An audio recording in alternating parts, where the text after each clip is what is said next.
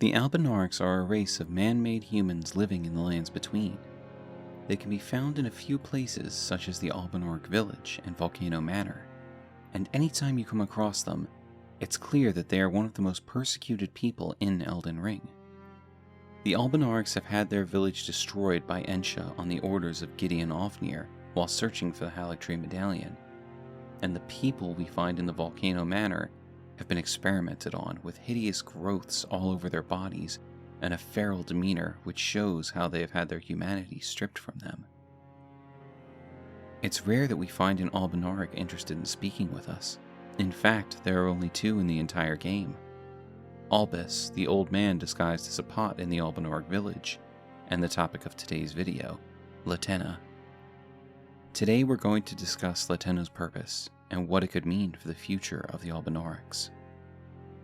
Before diving into our theories on Latenna and the Albinaurics, we wanted to take a second to ask you to hit the subscribe button. We love bringing you Elden Ring lore content, and the more people subscribe, the better our channel plays with YouTube's algorithm. This allows us to grow our community and continue bringing you this content. Don't forget to hit the bell so you never miss a notification. And with that, let's get back to the Albinaurics. We said before that the Albinaurics are man-made humans, but what does that mean? The Albinauric blood clot tells us Albinaurics are life forms made by human hands. Thus, many believe them to live impure lives, untouched by the Erd Tree's grace. They were created with no connection to the Erd Tree, so they live outside of the Golden Order, a sin against those who believe in its tenets. They are tied to the Eternal City and Celestial Dew. As the Albinauric shield tells us, its ornamentation represents the primordial drop of dew from which they are said to have been created. The Celestial Dew item itself tells us it is a hidden tear found in the Eternal City, also known as a night tear. Once upon a time, the stars of the night guided fate, and this is a recollection of those times. This would tie the dew to the Mimic and Silver Tears, which also brings us back to the Albinaurics. We believe it's possible they were created using the Silver Tears, which would explain their silver blood. Whoever their original creator was, they either cast the Albinaurics aside or died, leaving them to fend for themselves in the lands between, which has not been going well. So we know that the Albinaurics have no connection to the Erd Tree, and are likely more closely connected to the moon and stars based on their connection to the Eternal City and Celestial Dew. But they were imperfect, which can be seen plain as day on any Albinauric. Their legs shrivel and die well before the rest of their bodies, making it impossible for them to get around effectively by themselves.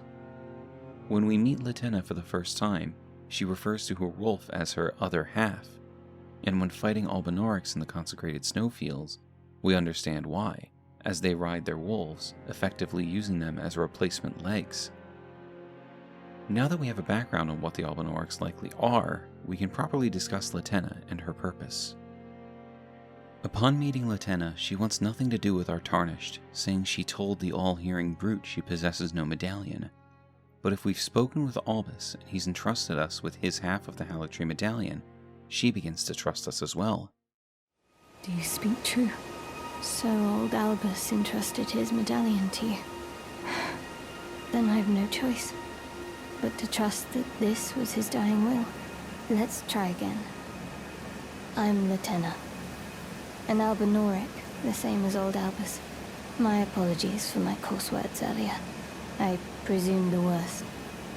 Seeing that you're another Tarnished like that all-hearing brute, I hope that you will forgive me. The medallion's better off in your hands anyway. Would you consider doing me a great service? I must go back. There is something I must do, even if I must say farewell to my wolf Lobo. Will you show me the way? To the land of Miquella's Halictree. If you accept, I would gladly apprise you of the whereabouts of the medallion's other half.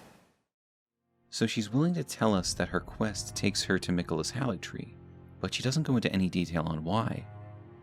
From here, she shares that the other half of the medallion is in Castle Sol, and bids farewell to Lobo. She says she will join us on our way, but how can she do that when she has no way of moving from the spot Ensha and Gideon have stuck her in? by turning herself into spirit ash. Upon reaching the mountaintop of giants, something interesting happens. Latenna, as spirit ash, actually speaks to us. "Do you hear me? It is I, Latenna. We're almost there. Castle Sol lies just off to the north, where the other medallion is housed. It will grant passage to the land of the Halictree. She can do this again once we reach the consecrated snowfield." Do you hear me?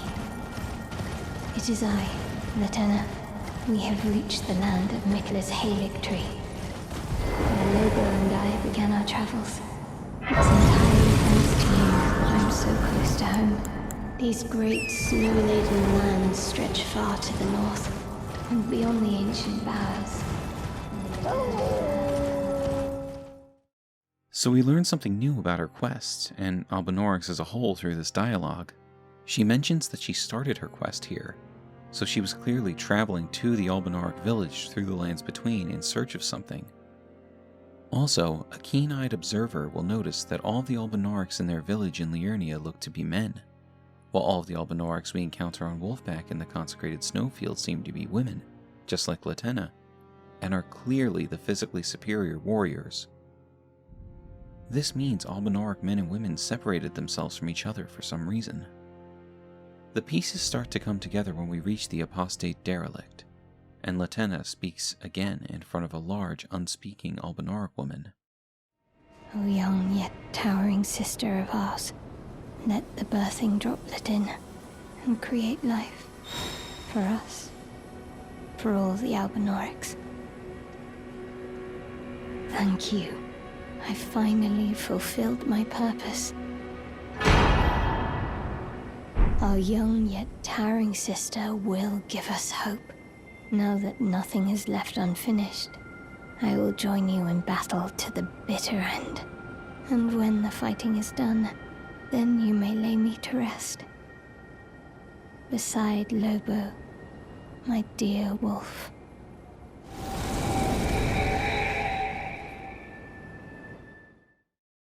Out of nowhere, we learn that Latenna was carrying something called the birthing droplet, that when presented to the large Albinauric woman will somehow create life for her people.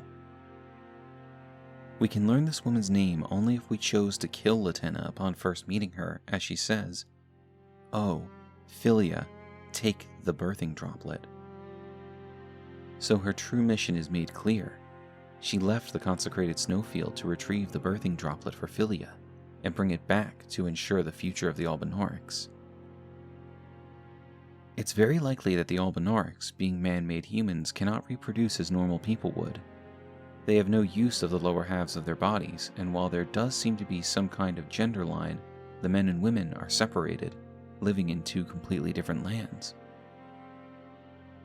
The women had the strength to follow Mikla to the Halictree, but for whatever reason the men stayed behind. We believe that Philia is the only Albinauric capable of giving birth to the next generation of their people, and the men of the Albinauric village somehow cultivated this birthing droplet.